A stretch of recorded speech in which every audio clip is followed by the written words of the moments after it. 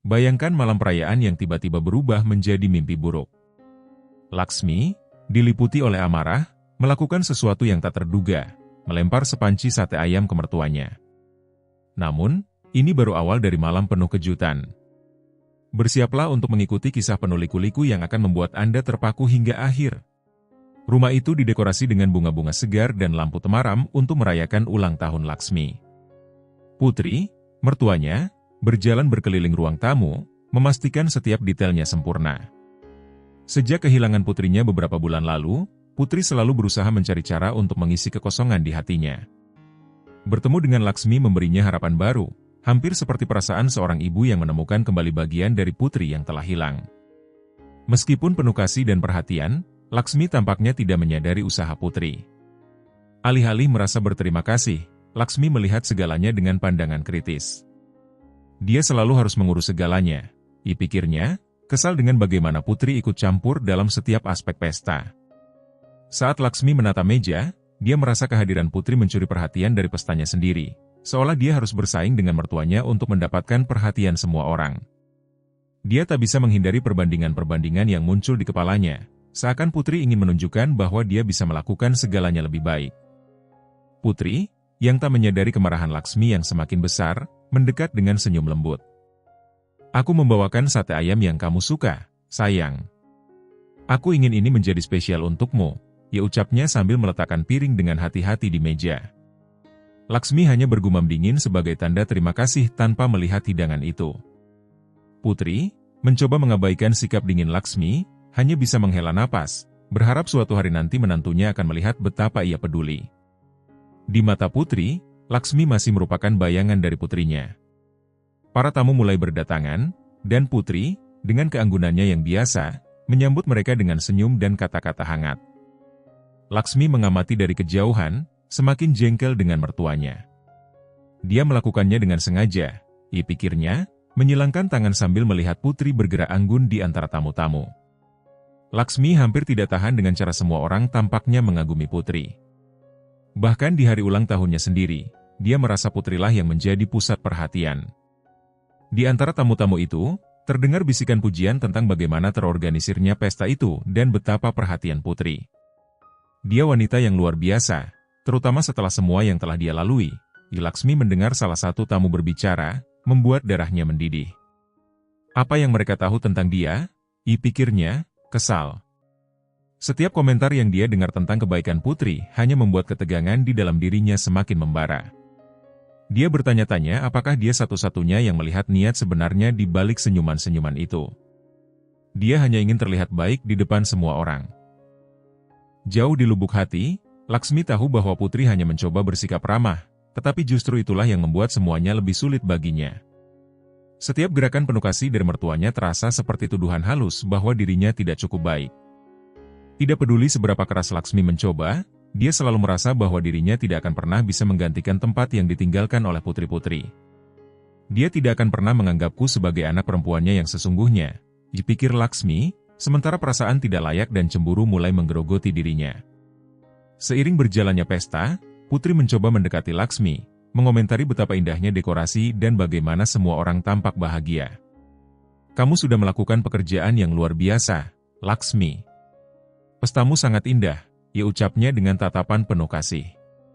Tapi Laksmi hampir tidak mendengar kata-kata itu, hanya fokus pada rasa kesal yang dirasakannya.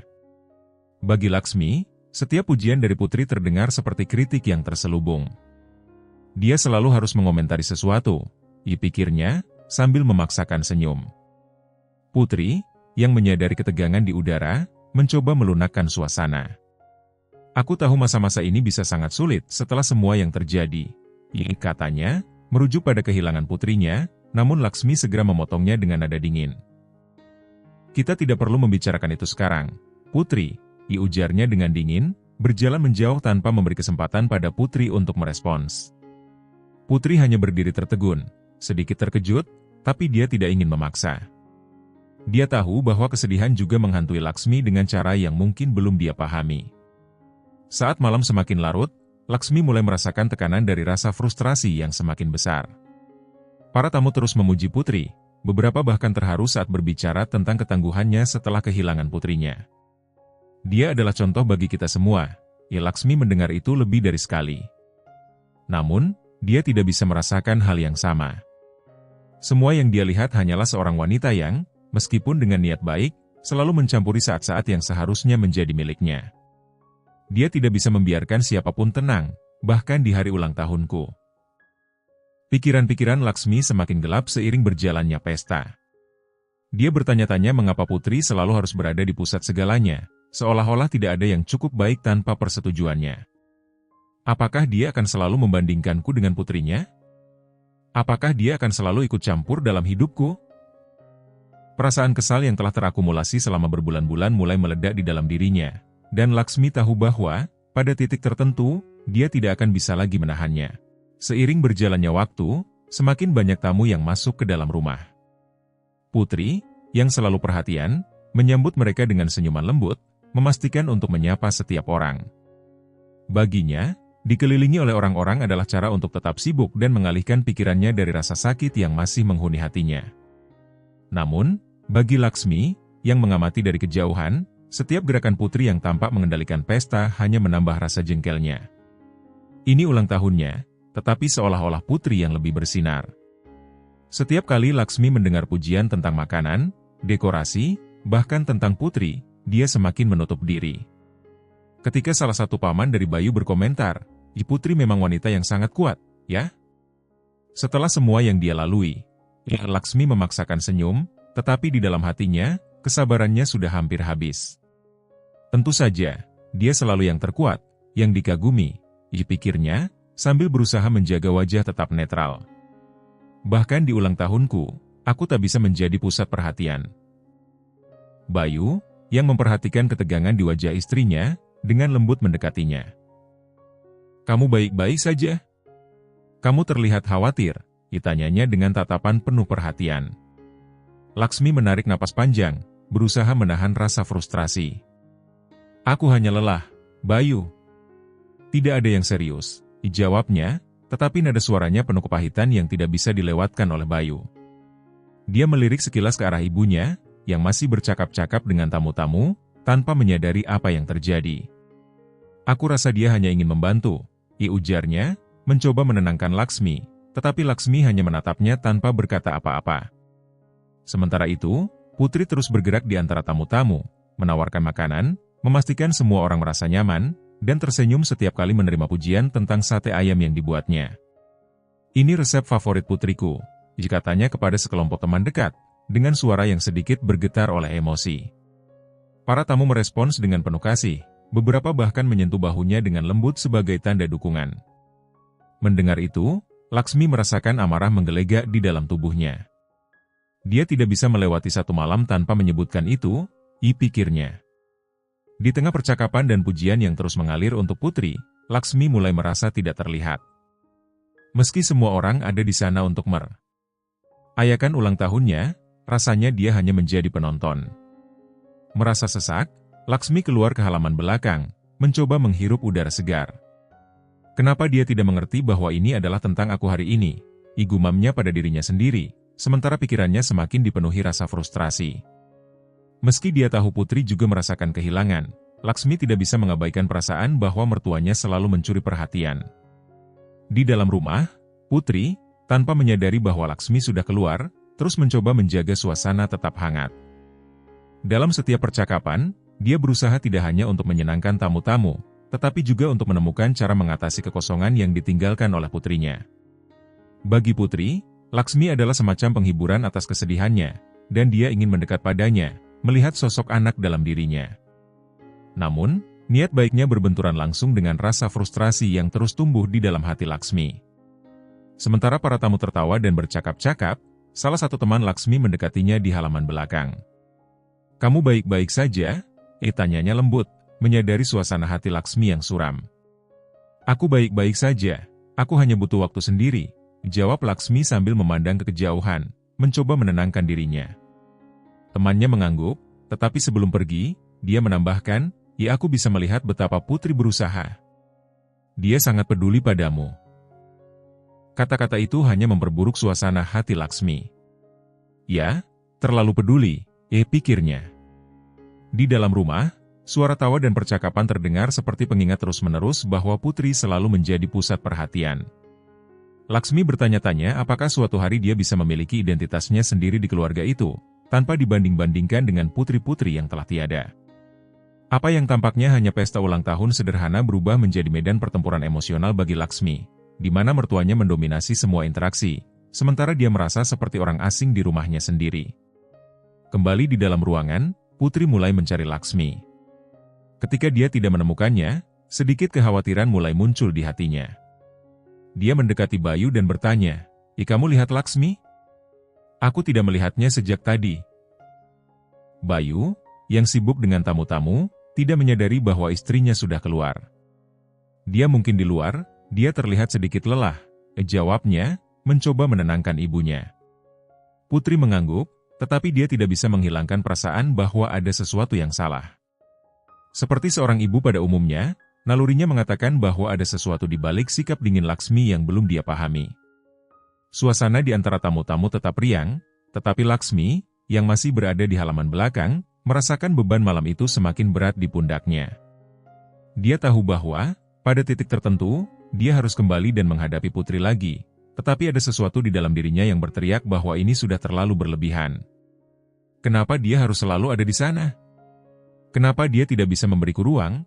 Pikirnya. Laksmi kembali ke ruang tamu dengan senyum yang dipaksakan di bibirnya.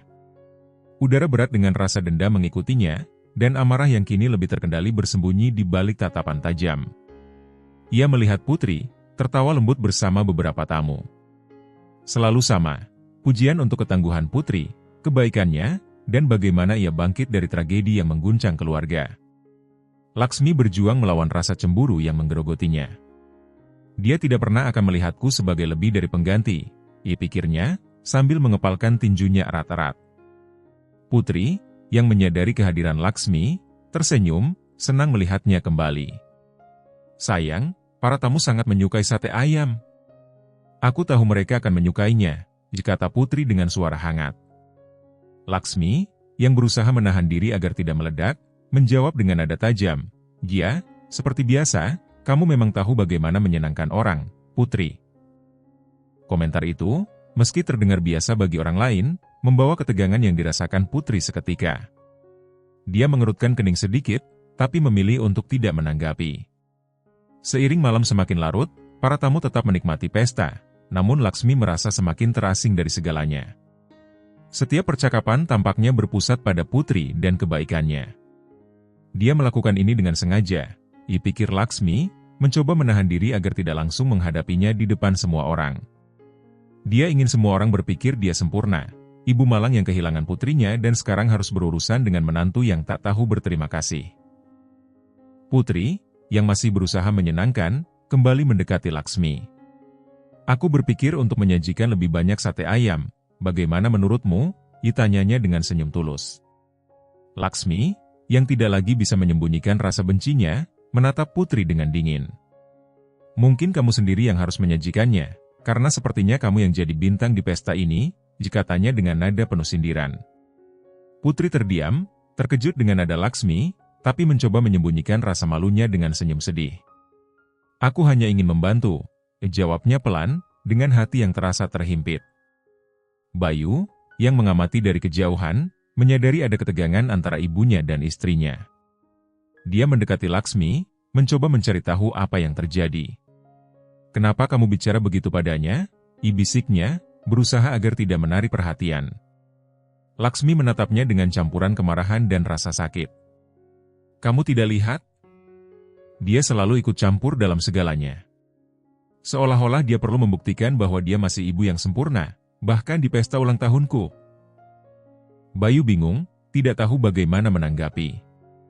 Dia selalu tahu ada ketegangan di antara mereka, tetapi tidak pernah menyangka bahwa Laksmi merasakan begitu banyak kebencian. Sementara mereka berdua berbicara secara diam-diam, Putri mengamati dari kejauhan, merasakan sakit yang semakin dalam di dadanya. Dia tidak mengerti mengapa Laksmi memperlakukannya dengan begitu dingin, padahal semua yang dilakukannya hanya untuk mencoba menjadi bagian dari hidupnya. Sejak kehilangan putrinya, Putri hanya ingin mengisi kekosongan di hatinya, dan dia pikir Laksmi bisa menjadi jawabannya.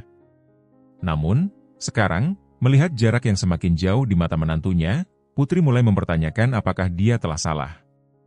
Mungkinkah, tanpa disadarinya, dia membebani Laksmi dengan keinginannya untuk mendekat? Suasana pesta mulai berubah. Beberapa tamu menyadari ketidaknyamanan di udara, dan tawa yang sebelumnya ceria berubah menjadi percakapan yang rendah dan tegang. Laksmi menjauh dari Bayu, menarik napas dalam-dalam, namun jantungnya berdebar kencang. Dia melihat sekeliling dan menyadari tatapan penasaran dari para tamu, semuanya mengharapkan dia menjadi tuan rumah yang sempurna. Aku tidak tahan lagi, pikirnya. Di dalam hatinya, badai emosional mulai berkumpul. Bayangan putri-putri menghantui segalanya, dan Laksmi merasa tidak akan pernah bisa melepaskan diri darinya. Putri, menyadari bahwa ada sesuatu yang sangat salah, mencoba sekali lagi mendekati Laksmi. Laksmi, aku minta maaf jika aku membuatmu merasa tidak nyaman. Aku hanya ingin kamu tahu bahwa aku menganggapmu seperti anak sendiri. Sungguh, dikatanya dengan suara bergetar penuh emosi. Tapi bagi Laksmi, kata-kata itu bagaikan racun. Seperti anak sendiri? Laksmi mengulangi, hampir tertawa karena tidak percaya. Kamu hanya melihatku sebagai pengganti anakmu yang sudah mati. Aku tidak akan pernah cukup baik untukmu. Kata-kata Laksmi meledak seperti bom di dalam ruangan.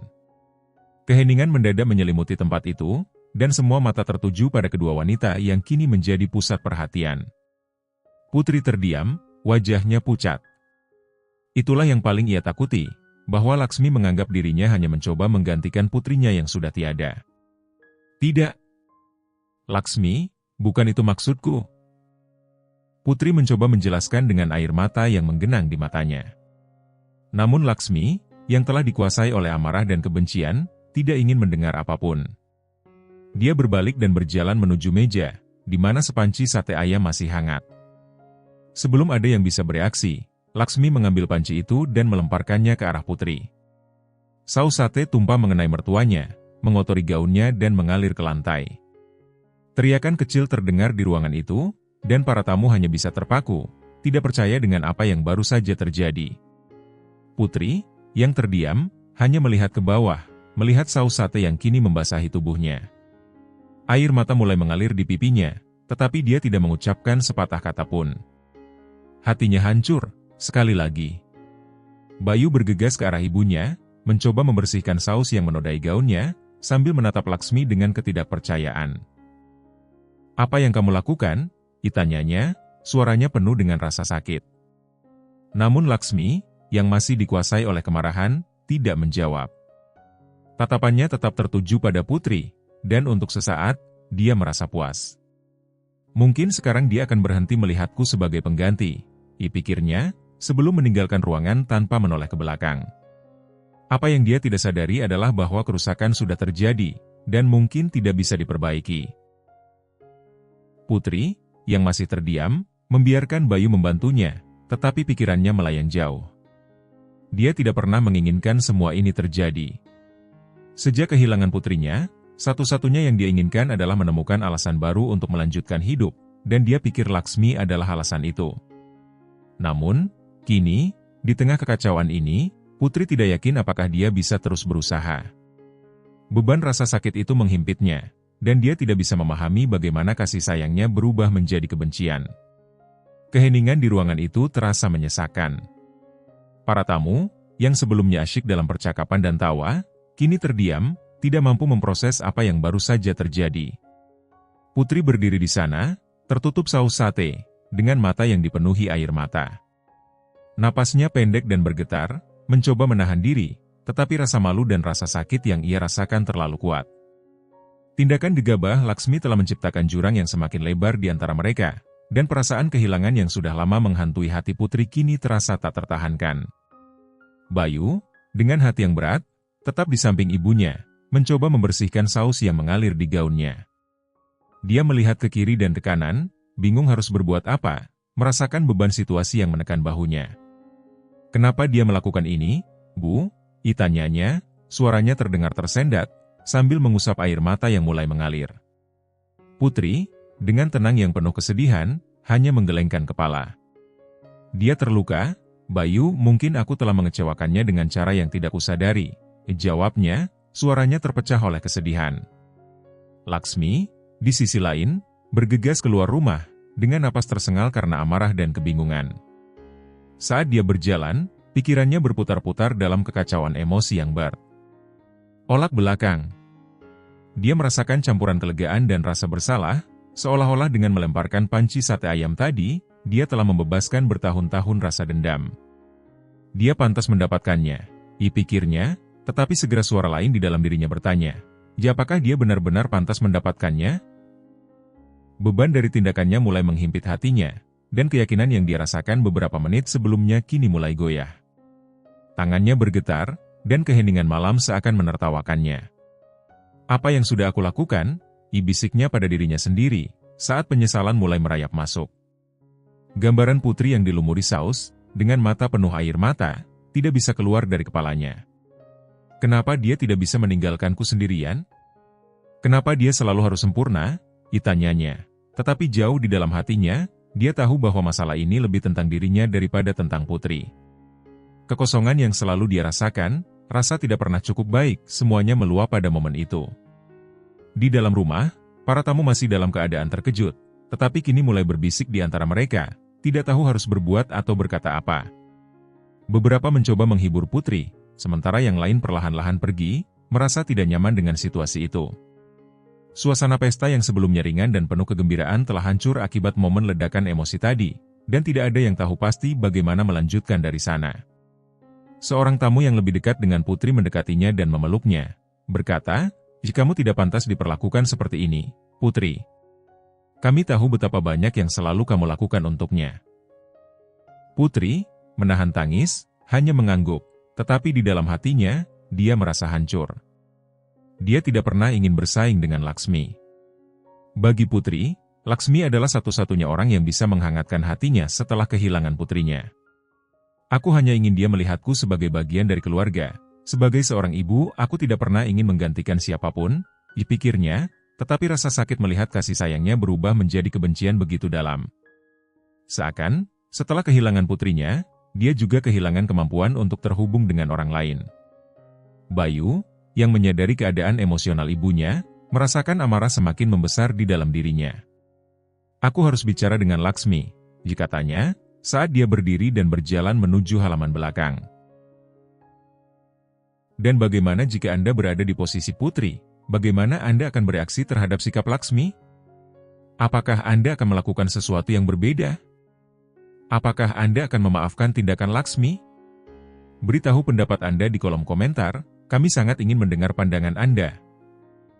Bayu keluar ke halaman, menarik napas dalam-dalam, bersiap untuk menghadapi Laksmi. Namun, saat ia melihat sekeliling, ia menyadari bahwa Laksmi tidak ada di sana. Kosongnya halaman belakang hanya menambah kekhawatirannya, dan untuk sesaat, ia berpikir bahwa mungkin Laksmi telah masuk kembali ke dalam rumah. Laksmi, panggilnya, suaranya terdengar ragu. Hanya keheningan yang menjawab. Detak jantung Bayu semakin cepat. Dia tahu bahwa apa yang terjadi di dalam rumah tadi sangat parah, tapi dia tidak menduga bahwa Laksmi akan pergi begitu saja.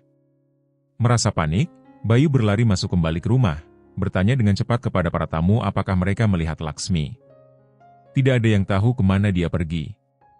Apakah dia keluar melalui pintu depan? Ditanyanya kepada sekelompok tamu yang lebih dekat dengan pintu masuk, dan mereka hanya menggelengkan kepala, tidak tahu apa yang terjadi. Kecemasan mulai melanda Bayu. Dia berlari cepat ke pintu depan, matanya menyapu jalanan, mencari tanda-tanda keberadaan istrinya. Malam begitu sepi, hanya beberapa orang yang berjalan di sana. Laksmi, teriaknya, suaranya penuh dengan keputusasaan, namun hanya gema panggilannya yang menjawab. Sementara itu, Laksmi berlari menyusuri jalanan yang sepi, tanpa tujuan. Hatinya hancur, air mata mengalir tanpa henti di wajahnya. Rasa sakit dan penyesalan bercampur aduk di pikirannya, membingungkan setiap langkah yang diambilnya. Dia ingin lari dari semuanya, dari semua orang, tapi yang paling penting, dia ingin lari dari dirinya sendiri. Apa yang telah aku lakukan? Tanyanya berulang kali. Setiap langkah yang ia ambil semakin menjauhkannya dari rumah, dari Bayu, dan dari keluarga yang ia takut telah dihancurkan. Lampu-lampu jalanan tampak buram di tengah air mata yang tak kunjung berhenti. Namun ia terus berlari, mencoba melarikan diri dari rasa sakit yang tak tertahankan. Bayu, yang kini semakin putus asa, mulai berlari di jalan-jalan sekitar rumah, memanggil-manggil Laksmi di setiap sudut. Setiap kali suaranya menggema di keheningan malam, ketakutan di hatinya semakin membesar. "Di mana kamu?" Igumamnya pelan, berusaha untuk tidak membayangkan hal-hal terburuk.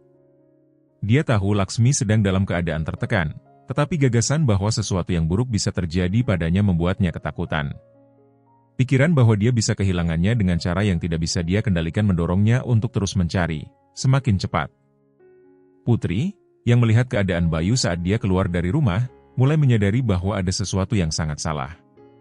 Ketika dia bertanya apa yang terjadi, Bayu, dengan napas tersengal dan penuh kecemasan, hampir tidak bisa menjelaskan. Dia hilang, Bu. Aku tidak bisa menemukan Laksmi." Panik dalam suara Bayu membuat jantung Putri berdetak kencang. Meskipun semua yang terjadi malam itu, kekhawatiran terhadap menantunya, yang masih ia anggap sebagai anak, memenuhi dirinya. Tanpa ragu, Putri langsung berlari menuju mobil.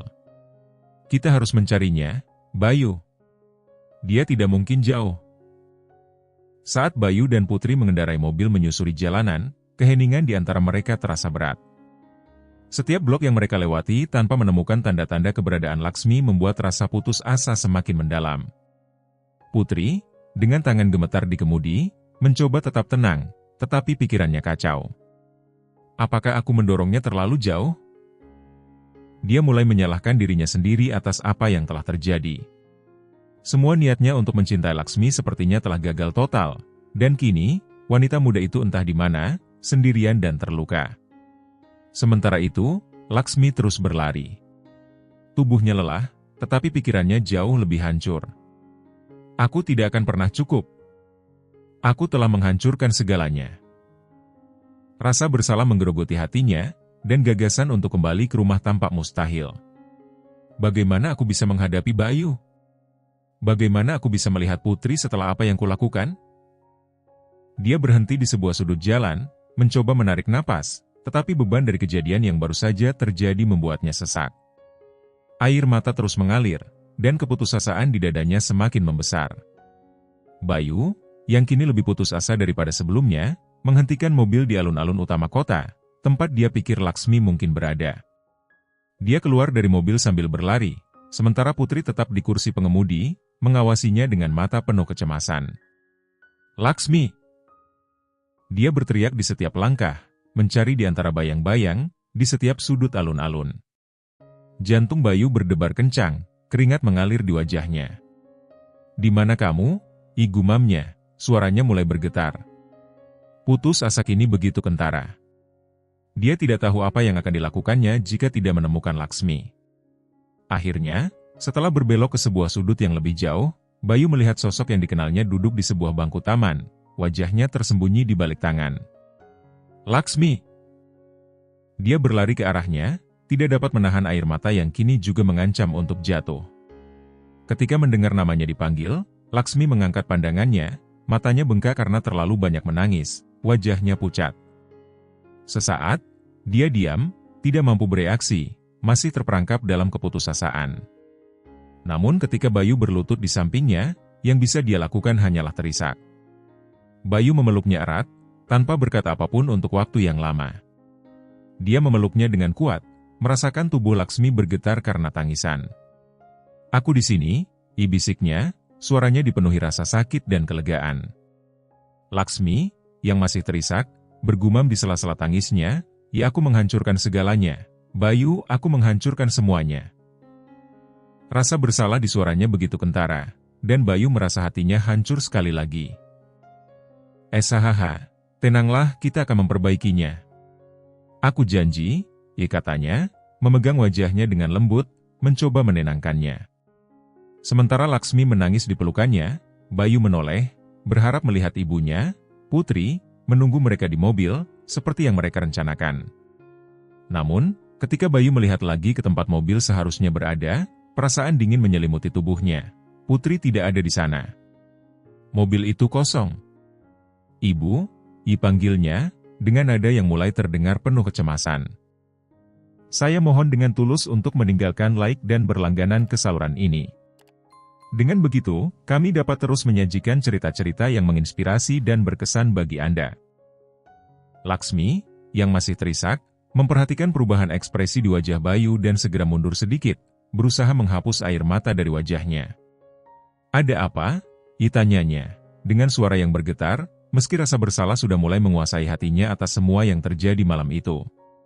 "Ibuku dia menghilang," kata Bayu, matanya menyapu sekeliling, penuh kegelisahan. Ia berlari kembali ke arah tempat mobil seharusnya berada, tempat Putri terakhir kali terlihat, tetapi tak ada tanda-tanda keberadaannya.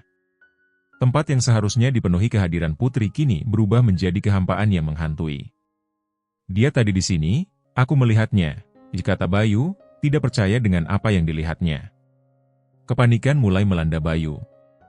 Dia segera berlari di sekitar jalan-jalan terdekat, memanggil-manggil nama ibunya. "Bu! Ibu, di mana kamu?" Setiap panggilan terdengar semakin putus asa, tetapi malam yang sunyi hanya mengembalikan keheningan. Laksmi, yang masih terpukul secara emosional, mulai menyadari betapa seriusnya situasi ini. Dia begitu sedih, apakah aku membuatnya lebih menderita? Gumamnya, rasa bersalah menghancurkan hatinya saat dia mengikuti Bayu. Langkah kakinya berat oleh penyesalan dan ketakutan. Bayu terus berlari, matanya mencari di setiap sudut, sambil terus memanggil-manggil ibunya dengan putus asa. Dia tidak mungkin pergi jauh, katanya pada dirinya sendiri, berusaha meyakinkan diri. Namun, jauh di dalam hatinya, dia tahu bahwa penghinaan dan rasa sakit yang dialami Putri malam itu tak tertahankan, dan kemungkinan bahwa Putri telah membuat keputusan yang drastis mulai menghantui pikirannya. Kepanikan semakin merajalela di hatinya. "Tolong jangan, Bu, jangan lakukan itu," pikirnya, mempercepat langkahnya dengan perasaan ngeri yang semakin besar. Sambil berlari di jalan-jalan yang sunyi, Laksmi mulai merasakan dampak sebenarnya dari apa yang telah terjadi malam itu. Kata-kata yang dia ucapkan kepada Putri terus terngiang di kepalanya, dan beban rasa bersalah semakin menekan hatinya setiap detik. "Aku mendorongnya terlalu jauh, aku membuatnya begitu menderita," pikirnya, berjuang untuk tetap tenang di tengah kekacauan emosinya. Air mata yang sempat berhenti kini kembali mengancam untuk mengalir. "Bayu, bagaimana jika sesuatu yang mengerikan terjadi padanya?" kata Laksmi, dengan suara yang gemetar, matanya melihat ke sekeliling, berharap melihat Putri di suatu tempat, di mana saja. Bayu, yang kelelahan, berhenti sejenak, meletakkan tangannya di lututnya, mencoba mengatur napas. Dia menatap Laksmi dengan mata yang melebar oleh rasa takut. Aku tidak tahu," jawabnya dengan suara penuh keputusasaan. Dia mencoba memikirkan semua tempat yang mungkin dikunjungi ibunya. Ini kota kecil, tidak mungkin ibunya menghilang begitu saja tanpa jejak. "Aku tidak bisa kehilangan dia juga," gumamnya, lebih kepada dirinya sendiri, merasakan kepanikan menyelimuti setiap bagian tubuhnya. Laksmi mulai gemetar, merasakan bahwa rasa bersalah yang menguasai dirinya semakin menyesakan. "Kalau sesuatu terjadi padanya, ini semua salahku," katanya, dengan suara serak. Bayu menatapnya, tetapi alih-alih marah, dia hanya merasakan kesedihan yang mendalam. "Bukan, Laksmi, ini bukan salahmu saja. Aku seharusnya melakukan sesuatu sebelumnya. Aku seharusnya melihat betapa dia sedang menderita." Kata-kata Bayu penuh dengan rasa sakit, dan Laksmi merasakan beban rasa bersalah semakin menghimpit hatinya. Keduanya terperangkap dalam mimpi buruk emosional yang hanya semakin memburuk dengan hilangnya Putri. Mereka memutuskan untuk kembali ke mobil, berharap mungkin Putri hanya pergi sebentar untuk menjauh dari rasa sakit yang dia rasakan. Namun, ketika mereka tiba, mobil itu masih kosong. Kekosongan di sekitar mereka hanya memperbesar rasa putus asa yang dirasakan. Laksmi mulai berjalan mondar-mandir, kedua tangannya memeluk tubuhnya sendiri seolah-olah mencoba melindungi diri dari dingin. Tetapi sebenarnya, ketakutanlah yang membekukan tulang-tulangnya. "Dia tadi di sini. Dia baru saja di sini beberapa menit yang lalu."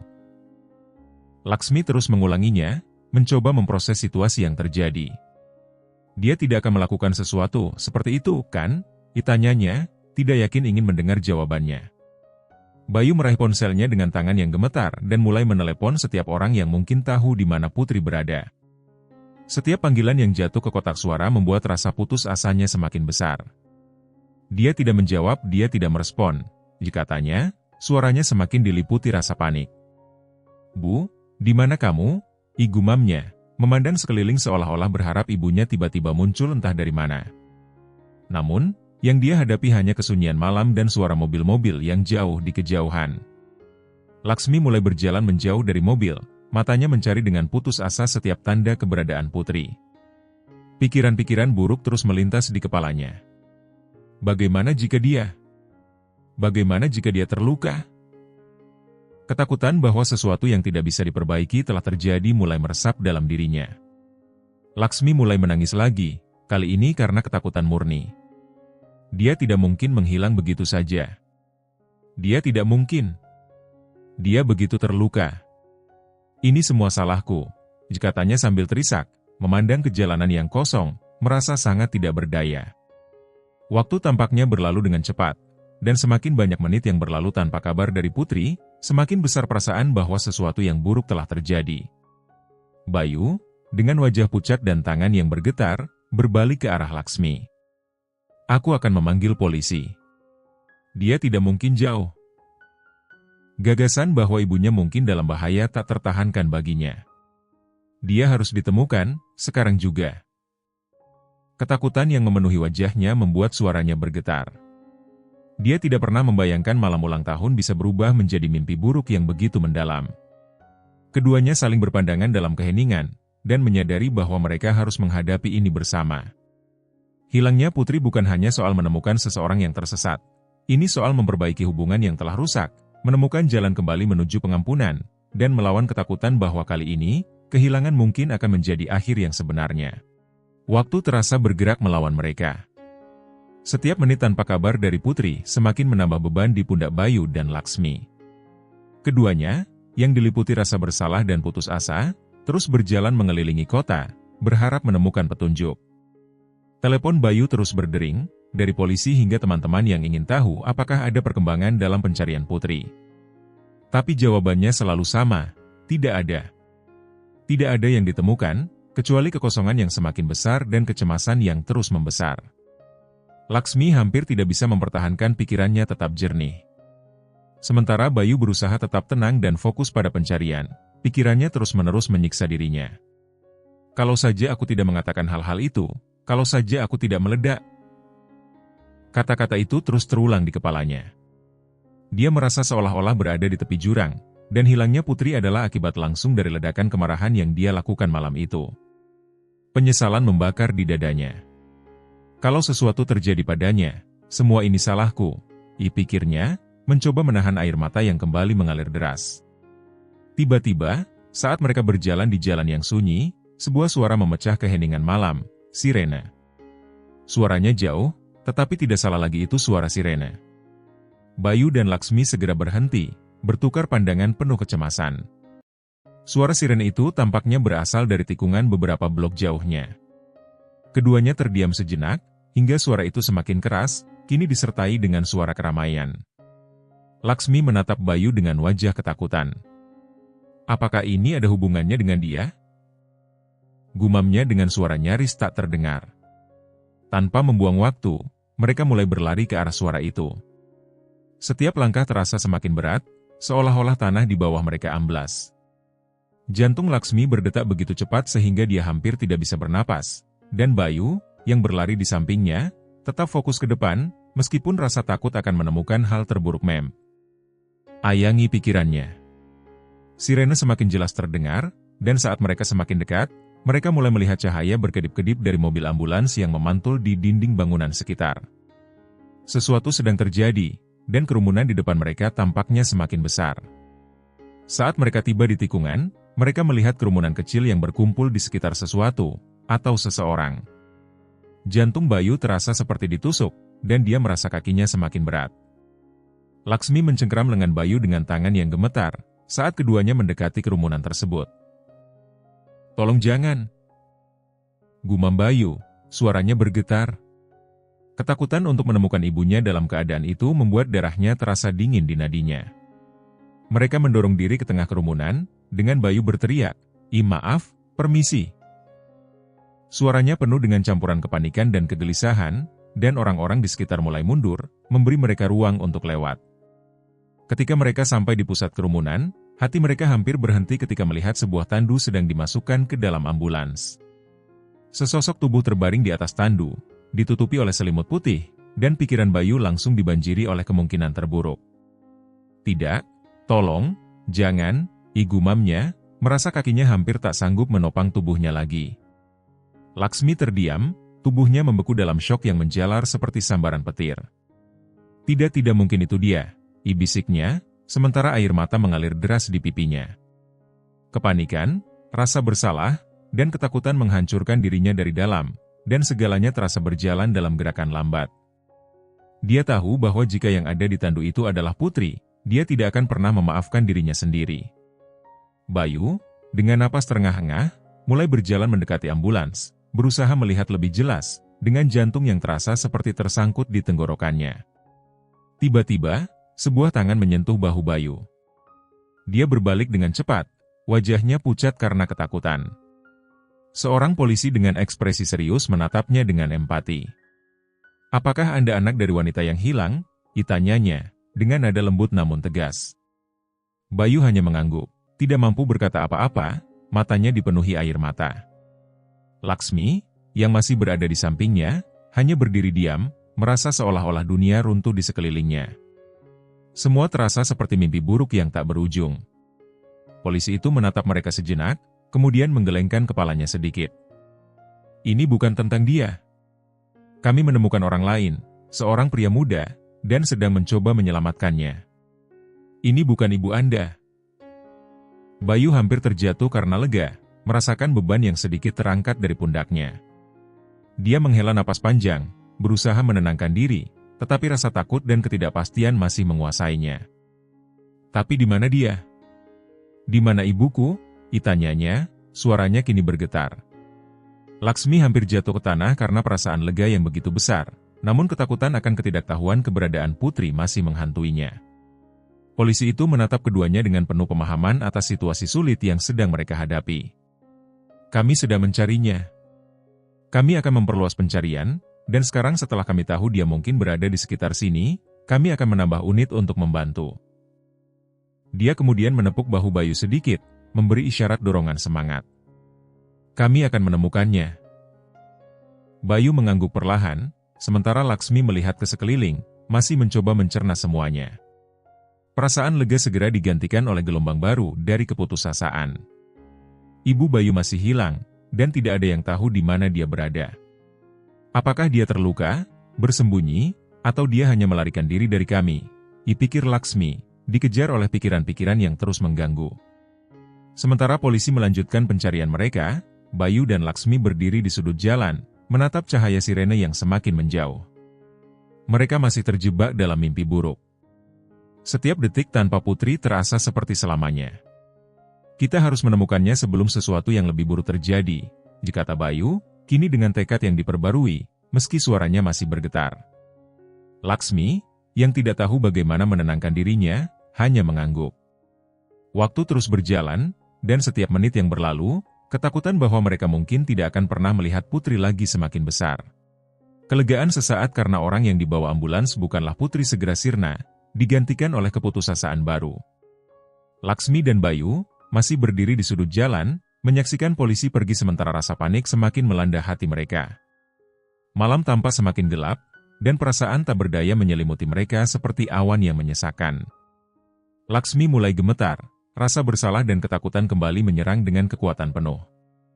Kalau sesuatu terjadi padanya, kalau amarahku yang membuatnya melakukan sesuatu yang buruk, dipikirnya, air mata kembali mengalir di wajahnya.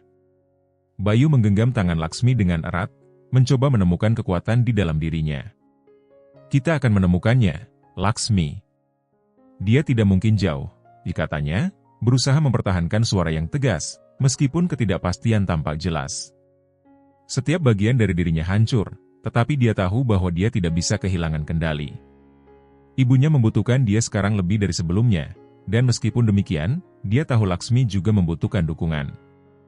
Mereka memutuskan untuk terus berjalan, tanpa tahu kemana arah yang dituju, tetapi dipandu oleh ketakutan bahwa Putri mungkin berada di dekat sana, terluka atau dalam bahaya.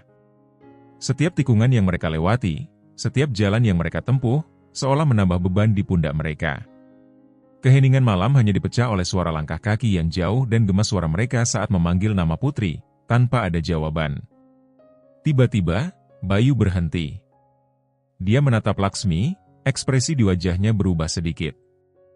Laksmi, ada satu tempat yang belum kita periksa. Suaranya pelan, hampir ragu-ragu. Laksmi memandangnya, mencoba mengerti maksudnya. Tempat apa? Ditanyanya, tanpa membayangkan kemana arah pikiran Bayu. Bayu ragu sejenak, seolah-olah kata-katanya sulit diucapkan. Kuburan, tempat di mana adikku dimakamkan. Ibu selalu pergi ke sana saat dia sedang sedih. Itu satu-satunya tempat yang belum kita pikirkan. Jantung Laksmi berdegup kencang di dadanya. Dia tahu betapa tempat itu berarti bagi Putri, dan beban emosional untuk mencari mertuanya di sana, di tempat yang mewakili kesedihan terbesarnya, membuat napasnya semakin cepat. Apakah dia ada di sana? Bisiknya, takut akan jawabannya.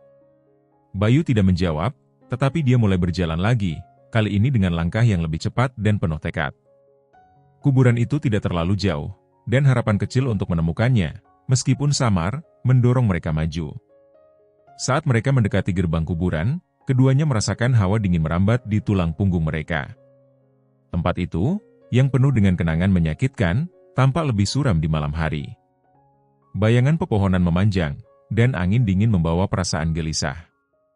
Bu, dipanggil Bayu, suaranya menggema di antara nisan-nisan, sementara langkah kakinya semakin cepat menuju tempat di mana adiknya dimakamkan.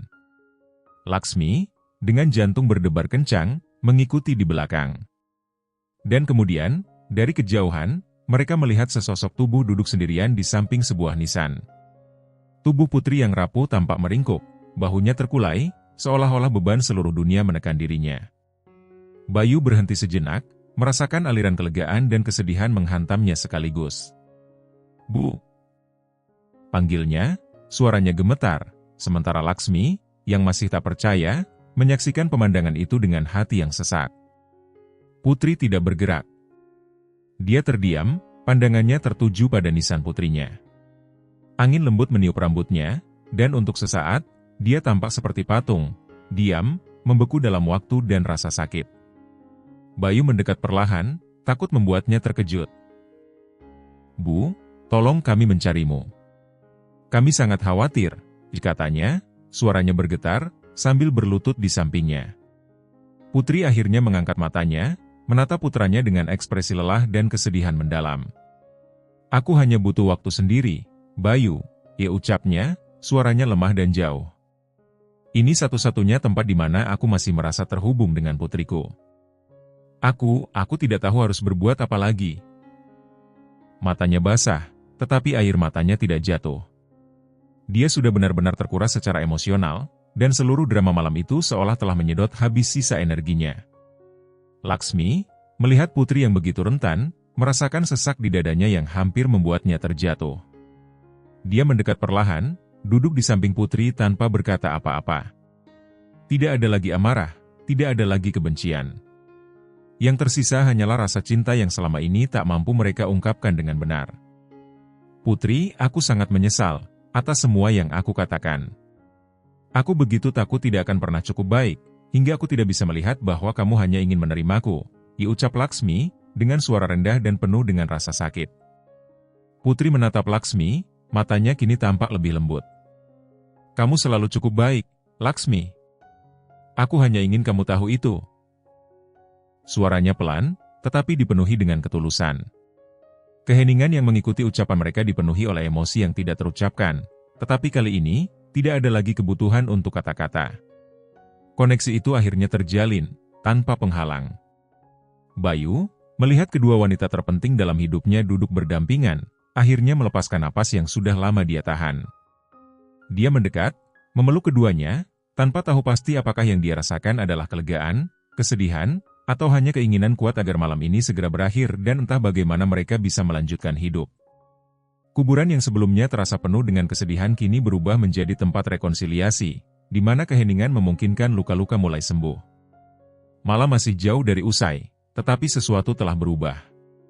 Putri telah ditemukan, dan bersamanya, harapan untuk memulai kembali. Kadang-kadang, di tengah rasa sakit yang paling mendalam, kita menemukan kekuatan untuk terhubung kembali dengan orang-orang yang kita cintai. Laksmi, Putri, dan Bayu menghadapi malam yang hampir menghancurkan ikatan keluarga mereka. Tetapi di dalam keputusasaan, mereka menemukan jalan menuju pemahaman dan pengampunan. Perjalanan mereka tidak mudah, dan bekas luka dari malam itu akan tetap ada. Tetapi cinta, bahkan dalam bentuknya yang paling tidak sempurna, tetap bertahan. Laksmi akhirnya menyadari bahwa dia tidak perlu bersaing dengan kenangan anak Putri, karena cinta seorang ibu tidak terbatas. Dan Putri, pada gilirannya, memahami bahwa jalan menuju hati Laksmi membutuhkan lebih banyak kesabaran dan lebih sedikit perbandingan. Kisah ini mengingatkan kita bahwa terkadang, kata-kata yang diucapkan dalam kemarahan bisa melukai lebih dalam dari yang kita bayangkan. Namun, cerita ini juga menunjukkan bahwa pengampunan selalu mungkin, bahkan dalam situasi yang paling sulit. Pada akhirnya, yang terpenting adalah kemampuan untuk mencintai dan terhubung kembali, untuk menemukan harapan di tengah rasa sakit. Jika kisah ini menyentuh Anda dengan cara apapun, jangan lupa untuk berlangganan saluran ini dan aktifkan notifikasi. Dengan begitu, Anda bisa terus mengikuti lebih banyak kisah yang mengharukan seperti ini, penuh dengan pelajaran dan momen yang menyentuh hati. Terima kasih telah bersama kami sampai akhir.